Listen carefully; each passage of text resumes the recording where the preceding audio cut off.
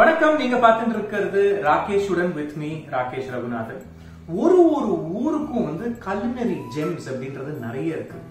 அதுவும் என்னோட டிராவல்ஸ் தமிழ்நாடுக்கு நான் போயிருக்கும் போது ஒரு ஸ்டேட் ஒரு டிஸ்ட்ரிக்ட்லயும் ஒரு வித்தியாசமான உணவு இருந்தது. ஸோ இன்னைக்கு அந்த மாதிரி நம்ம நாகர்கோவில் ஸ்பெஷல் ஒன்று தான் பார்க்க போறோம். இதோட பேர் நாகர்கோயில் புளிக்கறி ஒரு வெறுங்கறி எப்படி வேணாலும் சொல்லுவாங்க. It's a very interesting eclectic mix of spices அப்படின்னு சொல்லலாம். ஸோ இதுக்கு தேவையான பொருட்கள் என்னன்றது நான் சொல்றேன். இதுக்கு முதல்ல ஒரு பேஸ்ட் ஒன்று அரைச்சுக்கணும். அதுக்கு ஒரு 4 டேபிள் ஸ்பூன் அளவுக்கு துருவின தேங்காய், ஒரு 10 சின்ன வெங்காயம் தோல் உரிச்சது, 1 டீஸ்பூன் மிளகாத்தூள், ஒரு 1/2 டீஸ்பூன் மஞ்சள் தூள், 1/2 டீஸ்பூன் சீரகம். இதை தவிர உங்களுக்கு என்ன காய்கறி வேணாலும் போட்டுக்கலாம். நான் முருங்கைக்காய் யூஸ் பண்றேன். நீங்க மாங்காய் போட்டுக்கலாம், வெள்ளரிக்காய் போட்டுக்கலாம். அப்புறம் ஒரு சின்ன எலுமிச்சம்பழம் அளவுக்கு புளி இது தண்ணியில ஊற வச்சிருக்கேன். அதை தவிர தாளிக்கிறதுக்கு காஞ்ச மிளகாய், 1 டீஸ்பூன் கடுகு, ஒரு 1/2 டீஸ்பூன் உளுந்து, கருவேப்பிலை. முக்கியமா இது பண்றது தேங்காய் எண்ணெயில. பிகாஸ் அந்த நாகர்கோவில், கன்னியாகுமரி இதெல்லாம் அந்த பார்டர் இன்ஃப்ளூயன்ஸ் கேரளாவோட இருக்கிறதுனால you have some amazing recipes that have come together. So இங்க நான் ஏற்கனவே தண்ணி கொதிக்க வச்சிருக்கேன். ஓகே, ஸோ இந்த தண்ணியில இந்த ஒரே ஒரு முருங்கைக்காய் இந்த மாதிரி சைஸ்ல கட் பண்ணி போட்டிருக்கேன். ஸோ இந்த முருங்கைக்காய் அண்ட் இதோட கொஞ்சம் உப்பு. இந்த முருங்கைக்கால உப்பு ஏறுற அளவுக்கு வச்சுக்கோங்களேன். அப்புறம் வேணா கூட நம்ம செக் பண்ணிட்டு திருப்பி போட்டுக்கலாம். இத கவர் பண்ணி I'm going to cook it. அது குக்கார அந்த கேப்ல நம்ம இதுக்கு வேணுங்கிற பேஸ்ட். ஓகே, அதுக்கு தேங்காய், சின்ன வெங்காயம், காஞ்ச மிளகாய் பொடி, மஞ்சள் தூள் அண்ட் சீரகம். ஓகே, இத முதல்ல கொஞ்சம் ஒரு மாதிரி கொரன்னு அரைச்சிட்டு அப்புறம் தண்ணி ஆட் பண்ணி நல்ல ஃபைன் பேஸ்டா அரைச்சுக்கணும். இந்த பேஸ்ட் நீங்க இங்க பாத்தீங்கன்னா நல்ல ஃபைனா இருக்கணும். நான் சொன்ன மாதிரி see look at that. and கொஞ்சம் தண்ணியாவே அரைச்சுக்கலாம். ஏன்னா இது கொஞ்சம் தண்ணியா இருக்கக்கூடிய குழம்பு தான்.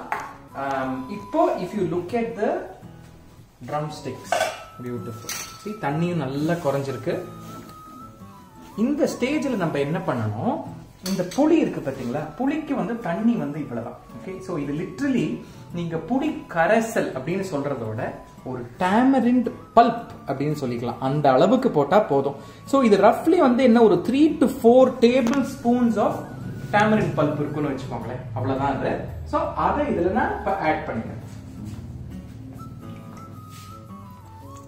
see அவ்வளவுதான். ஒரு மீடியம் சைஸ் எலுமிச்சம்பழம், சின்ன சைஸ் எலுமிச்சம்பழம், that's enough. சோ இது கொஞ்சம் கொதிக்கணும்.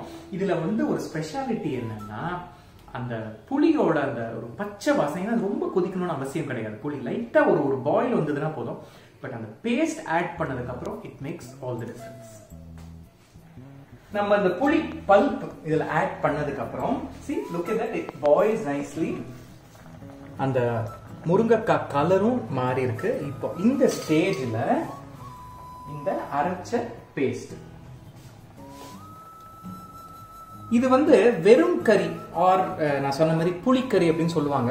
இது யூஸ்வலா அந்த பக்கம் எந்த வெஜிடபிள், இப்ப நான் இதை ஆட் பண்ணிருக்கிற மாதிரி முருங்கைக்காய் ஆட் பண்ணிருக்கிற மாதிரி முருங்கைக்காய், மாங்காய், வெள்ளரிக்காய் இல்ல கத்திரிக்காய் இதெல்லாம் போட்டு பண்ணுவாங்க.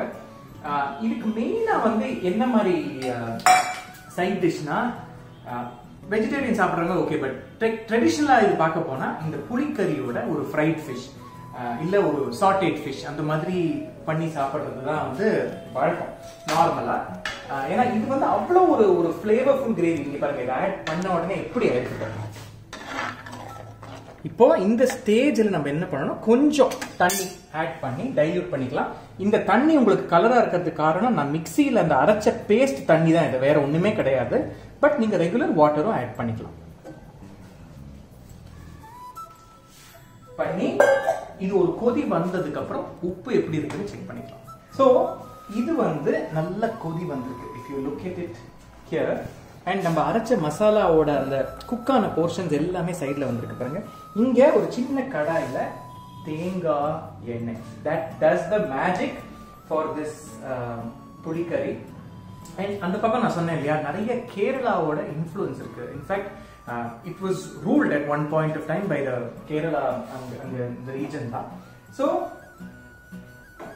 இந்த எண்ணெய் வந்து கொஞ்சம் சூடாகணும். தேங்காய் எண்ணெய் நல்லா சூடானதுக்கு அப்புறம் கடுகு வெடிச்சதுக்கு அப்புறம் உளுத்தம் பருப்பு,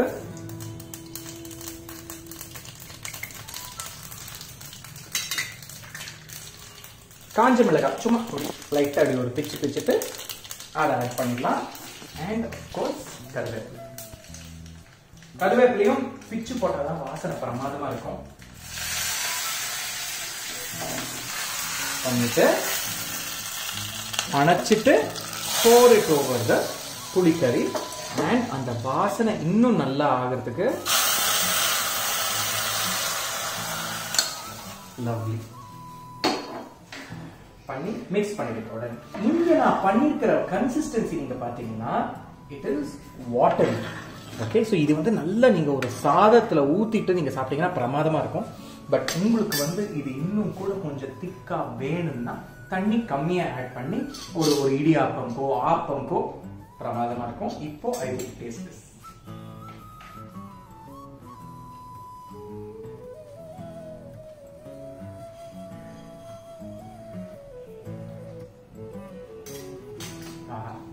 burst of flavors அப்படின்னு சொல்லுவாங்க இல்லையா, அதாவது அந்த சின்ன வெங்காயத்தோட ஒரு பஞ்சன்சி கம்பைன் வித் அந்த புளியோட ஒரு வாசனை, அந்த சீரகம் அரைச்சது அதோட ஒரு வாசனை, இட்ஸ் அமேசிங். ட்ரை பண்ணி பாருங்க இந்த ரெசிபி. இந்த மாதிரி ஒரு ஊர்லயும் சரி, சின்ன கிராமங்களையும் சின்ன சின்ன கம்யூனிட்டிஸ்ல நிறைய விதமான உணவு இருக்கு. இன்ஃபேக்ட் 2021 ராகேஷ் உடன்ல வந்து it is going to be all ஊர் ஸ்பெஷல். திண்டுக்கல், விருதுநகர், கன்னியாகுமரி, இந்த மாதிரி நிறைய வரப்போகுது. ஸோ ஸ்டே டியூன், கீப் வாட்சிங் போத் தி ஷோஸ் அம்மாவும் நானும் அண்ட் ராகேஷ் உடன். Cheers.